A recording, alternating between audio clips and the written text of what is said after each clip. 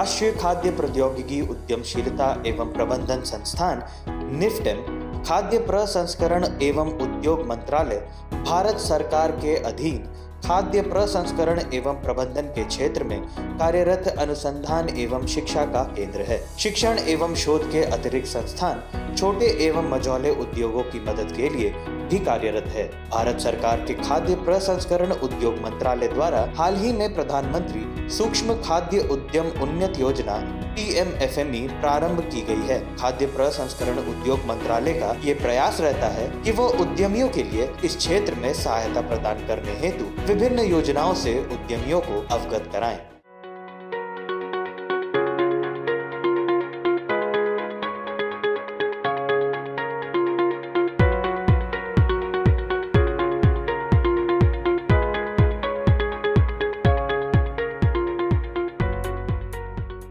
मूंगफली का मेवेदार और मुलायम स्वाद नरम और करारे पीनट बटर की तरह किसी में नहीं होता। मूंगफली से बना पीनट बटर हमारी सेहत के लिए भी काफी फायदेमंद होता है। पीनट बटर स्वादिष्ट होने के साथ साथ बहुत यमी और क्रंची भी होता है और आजकल हर शख्स अपनी फिटनेस पर ध्यान दे रहा है और इसी वजह से मार्केट में पीनट बटर की डिमांड काफी ज्यादा है। पीनट बटर बनाने के लिए जिन रॉ मटेरियल्स की जरूरत है वो है पीनट्स।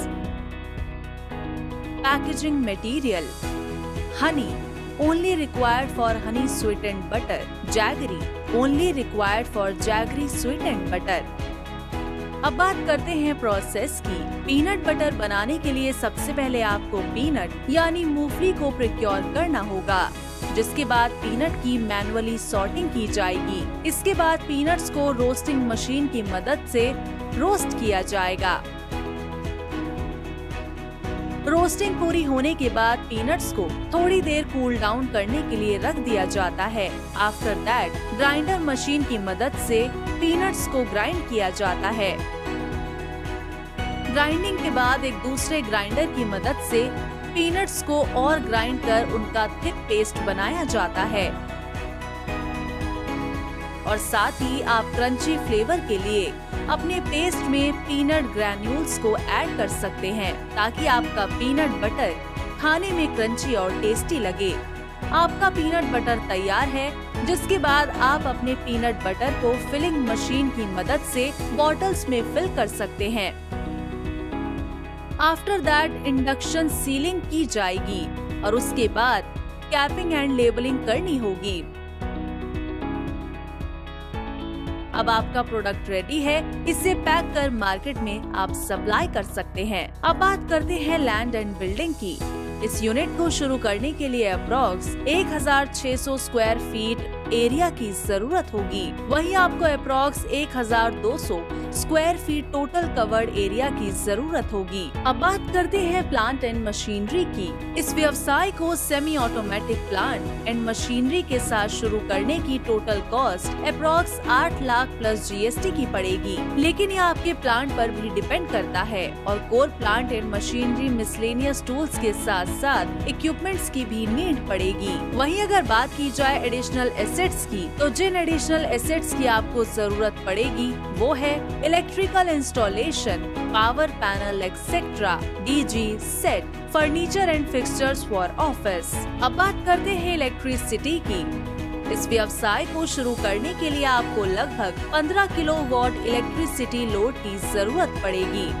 मैन पावर, इस व्यवसाय को आप इजीली 4 से 5 मैन पावर के साथ भी शुरू कर सकते हैं, जिसमें ऑपरेटर, स्किल्ड और अनस्किल्ड लेबर, एडमिन और सेल्स मैनेजर आदि शामिल हैं। आइए अब जानते हैं इस व्यवसाय को स्थापित करने पर आने वाली लागत और उससे होने वाले मुनाफे के बारे में। बात करें मंथली टर्नओवर की, तो अगर 100% कैपेसिटी पर डेली 8 घंटे की शिफ्ट में काम कर रहे हैं, तो इस हिसाब से आप लगभग 4 लाख से 5 लाख महीने की सेल कर सकते हैं। वहीं अगर बात करें मंथली प्रॉफिट की, तो factory expenses, sales and admin expenses को अगर डिडक्ट कर दिया जाए तो आप लगभग 60,000 से 80,000 महीने में कमा सकते हैं। उपयुक्त सभी फिगर व्यवसाय के साइज, प्रकार और आपकी इन्वेस्टमेंट के अनुसार बढ़ या घट सकती है।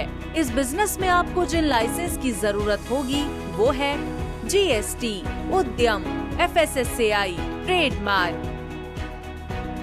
PMFME योजना के तहत अपने उद्यमों को बढ़ावा देने के लिए योजना बना रही माइक्रो खाद्य प्रसंस्करण उद्यम परियोजना लागत के 35% पर क्रेडिट लिंक्ड कैपिटल सब्सिडी का लाभ उठा सकते हैं। प्रति उद्यम अधिकतम सब्सिडी 10 लाख रुपए तक हो सकती है। लाभार्थी का योगदान न्यूनतम 10% होना चाहिए और शेष राशि बैंक से ऋण होनी चाहिए। यह योजना 35% क्रेडिट लिंक्ड अनुदान के साथ संपूर्ण मूल्य श्रृंखला के साथ पूंजी निवेश के लिए FPO, SHG, निर्माता सहकारी समितियों को सहायता प्रदान करेगी।